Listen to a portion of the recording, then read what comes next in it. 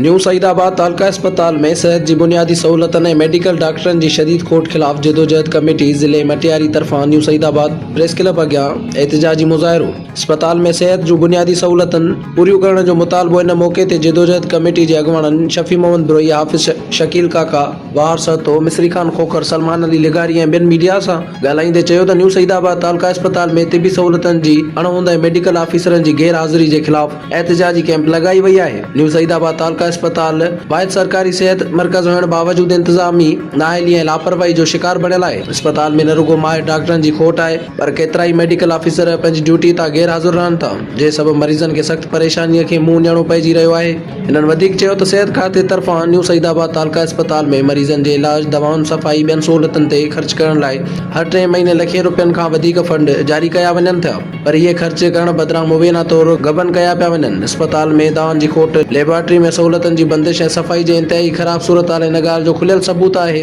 त emergency ward में भी ज़रूरी सहूलतूं मौजूद न आहिनि, जंहिं सबबि केतिरा ई मरीज़ ख़ानगी अस्पताल जो रुख़ करण ते मजबूर आहिनि। जिदोजहद कमेटी सेहत खाते जे सूबाई वज़ीर मैडम अज़रा पेचुओ समेत आला इख्तियारनि खां फौरी नोटिस वठण जो मुतालबो कयो। हिननि चेताव ॾींदे चयो त न्यू सईदाबाद तालका अस्पताल खे बचाइण लाइ गॾियल जिदोजहद जारी रखण जो ऐलान कयूं था।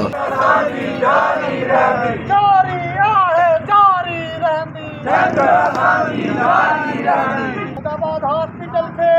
बहाल करो, सईदाबाद हॉस्पिटल के बहाल करो, सईदाबाद हॉस्पिटल के बहाल करो, सईदाबाद हॉस्पिटल के बहाल करो, डॉक्टर जी खोट के बहाल करो, डॉक्टर जी खोट के बहाल करो, डॉक्टर जी खोट के बहाल करो, मेडिसिन जी खोट के बहाल करो, मेडिसिन जी खोट के बहाल करो, मरीजन के रिफर करने बंद करो, मरीजन के रिफर करने बंद करो,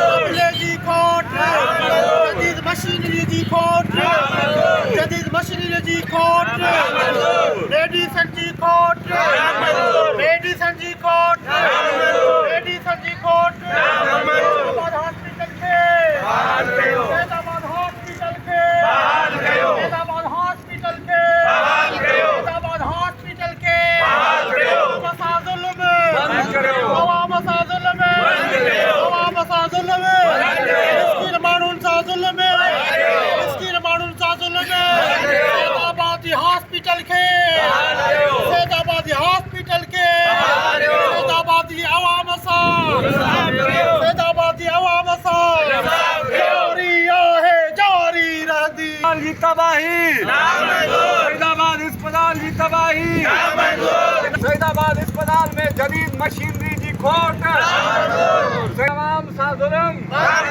सईदाबाद जे अवाम सा जुल्म कंदड़ इंतजामिया ते, करप्शन कंदड़ इंतजामिया ते, नाअहल इंतजामिया ते, गरीब अस्पताल जी भींग कंदड़ इंतजामिया ते,